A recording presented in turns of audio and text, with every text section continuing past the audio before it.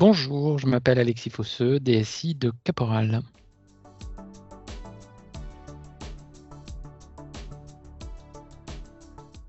Donc, je suis DSI chez Caporal depuis 2 ans et demi, un petit peu plus, à la tête d'une équipe de 13 personnes qui est organisée en un pôle d'exploitation et projet, un pôle dédié au retail, un pôle dédié au digital, une équipe AMOA, une équipe de test et une équipe BI et une équipe de support technique, boutique et siège.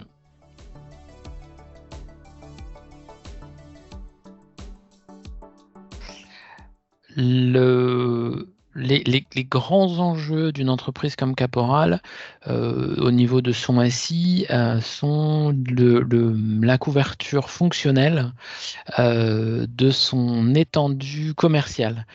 Chez Caporal, on est sur de la vente omnicanal, du B2B, du B2C, du B2B2C, order in store, ship from store, enfin voilà, tout ce qui peut se faire dans le monde du commerce doit être couvert. Et donc, pour une entreprise comme Caporal qui n'est, j'allais dire, une ETI, mais qui est une ETI, eh bien, avoir un tel SI nécessite d'avoir un schéma directeur détaillé avec beaucoup de chemins en parallèle et beaucoup de collisions dans les mises à jour, les évolutions, suivre le marché.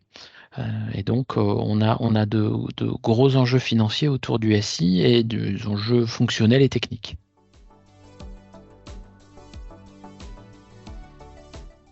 Alors, évidemment, sur un budget comme celui de Caporal, avec une gestion tant de l'infrastructure que du matériel, que de 140 boutiques différentes, etc., j'ai des budgets qui sont assez divers et variés. Et la sortie du monde de l'Excel un petit peu complexe et des exercices budgétaires annuels qui se répétaient euh, m'ont amené à chercher un outil de remplacement qui permettrait d'accélérer un peu tout ce travail fastidieux pour se concentrer plutôt sur la valeur ajoutée de l'exercice budgétaire et non pas le côté répétitif annuel qu'on connaît tous.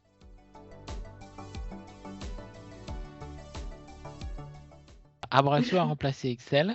Mais au-delà de remplacer Excel, ça m'a surtout amené un outil de communication en interne autour du budget. Alors spécifiquement pour Caporal, on a eu une phase un petit peu compliquée cette année de redressement judiciaire et donc la transmission d'un membre de l'ancien COMEX vers un membre du nouveau COMEX qui a en grande responsabilité, grosse maille, l'IT en général, et qui ne connaissait pas encore bien le budget. Donc là, typiquement, ben, la revue du budget s'est faite autour de l'outil Abraxio comme point pivot pour expliquer la donnée, les grandes lignes budgétaires, les grands axes. Et le fait que j'utilise Abraxio depuis 2 ans maintenant, un petit peu moins, me permet d'avoir quasiment 2 exercices budgétaires complets et donc de montrer l'évolution des différents budgets et de travailler au plan d'économie qui doit suivre le redressement judiciaire.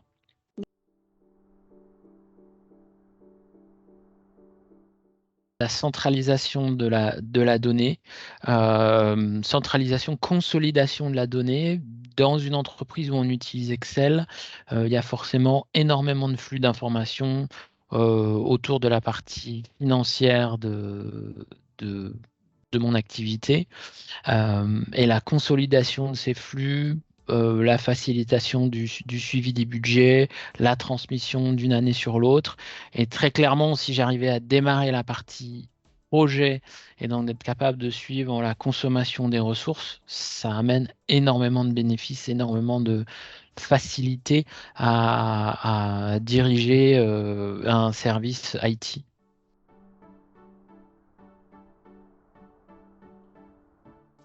L'exemple de ce que je ne savais pas faire avant et qu'aujourd'hui je sais faire, c'est le suivi du commandé, donc de l'engagé, versus le facturé. Ça, c'était pas si simple que ça à faire, surtout sur des factures par petits bouts, des renouvellements d'abonnements qui se font l'un au mois, l'autre au trimestre, etc. Là, aujourd'hui, j'ai une vue immédiate de où j'en suis de mon budget, ce qui me reste à consommer, est-ce que je vais pouvoir faire des économies. Si j'utilise les arrêtés, je suis capable d'identifier au cours de l'année l'évolution du budget global et en détail, ce qui amène vraiment un gage de qualité au niveau du suivi budgétaire.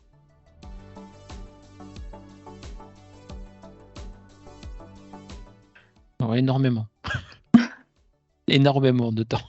À partir du moment où on m'interroge sur le budget ou sur la capacité à identifier des pistes d'amélioration ou des pistes d'économie, de regarder, d'être capable de revoir une répartition de budget. Alors, on peut faire la même chose sous Excel, hein, c'est pas le sujet, mais là, c'est présenté de manière rapide. Le reporting permet d'aller rapidement identifier les points. On peut créer son propre reporting pour regarder d'une façon d'une façon différente son budget et pas seulement juste aux lignes budgétaires. Donc voilà, pas mal de façons d'aborder la donnée, de la consolider de manière relativement immédiate, alors que tout ça, ça se construit au fur et à mesure dans un Excel.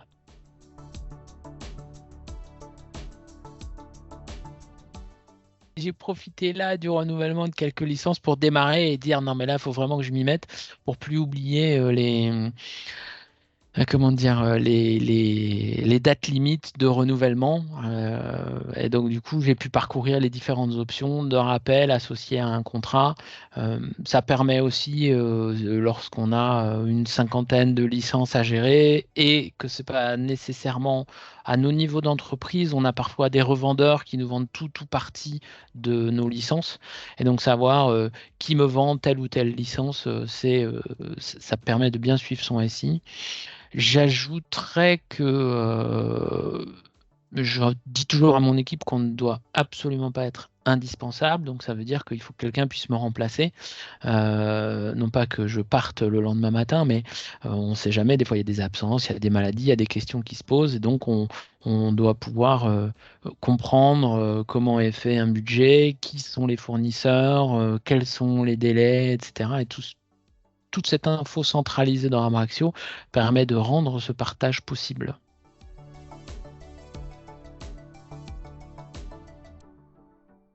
Agilité, fiabilité et couverture fonctionnelle.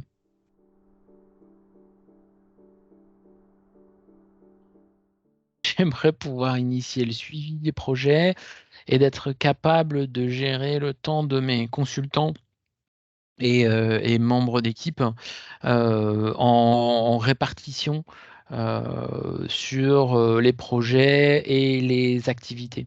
Parce que j'ai une équipe qui a fait un mix entre de l'exploitation et du projet et on a toujours du mal à mesurer les ratios de temps passé d'un côté et de l'autre. Donc si j'arrivais à utiliser ce module, je pourrais répartir mes lignes budgétaires entre les vraies dépenses projet et les dépenses d'exploitation.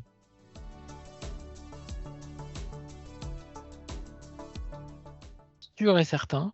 Il y a vraiment un avant Abraxio. Alors, je prenais le poste de DSI, donc j'étais à la pêche à l'information. C'était mon premier poste de DSI en plus avec, voilà, on va dire, un périmètre qui était assez vaste et la partie budgétaire, donc suivi budgétaire sur un budget qui n'est pas petit, n'était pas un sujet très simple. Et la non-visibilité que j'avais de mon commandé, de mon engagé, de mon facturé, etc., était quasiment impossible à avoir, ce qui a fait déraper notamment un gros projet. Et donc là, je suis capable à tout moment de connaître et d'éviter les dérapages de projet. Au-delà de la saisie pure et des outils qui permettent d'aller plus vite, ça permet, une fois qu'on a réellement organiser son budget et organiser sa DSI, d'être capable de se recentrer sur l'analyse du budget pour pouvoir faire des propositions à une direction qui, comme d'habitude, demande à faire toujours plus avec encore moins, et donc d'identifier les zones où on peut réellement répondre à cette injonction.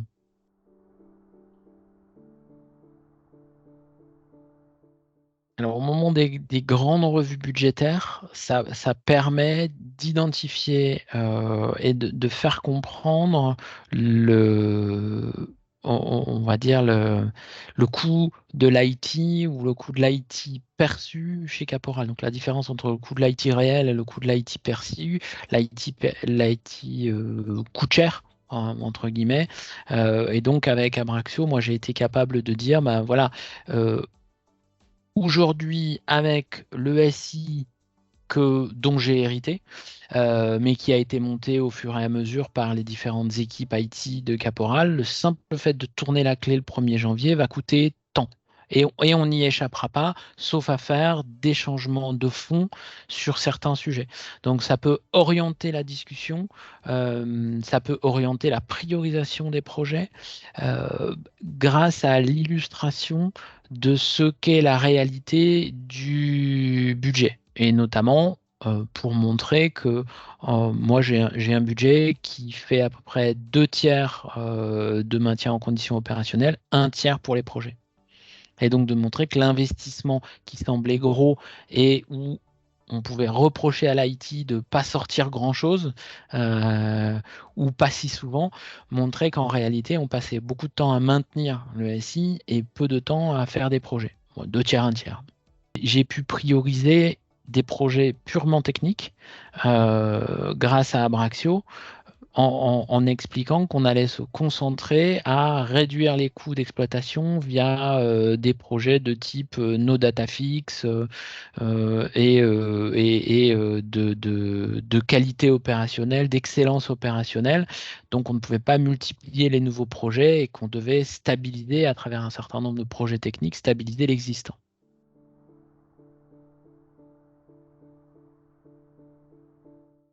Et si je devais recommander, c'est, je dirais vraiment la facilité ou même l'aptitude à gérer son budget correctement en toute connaissance de cause grâce à l'outil.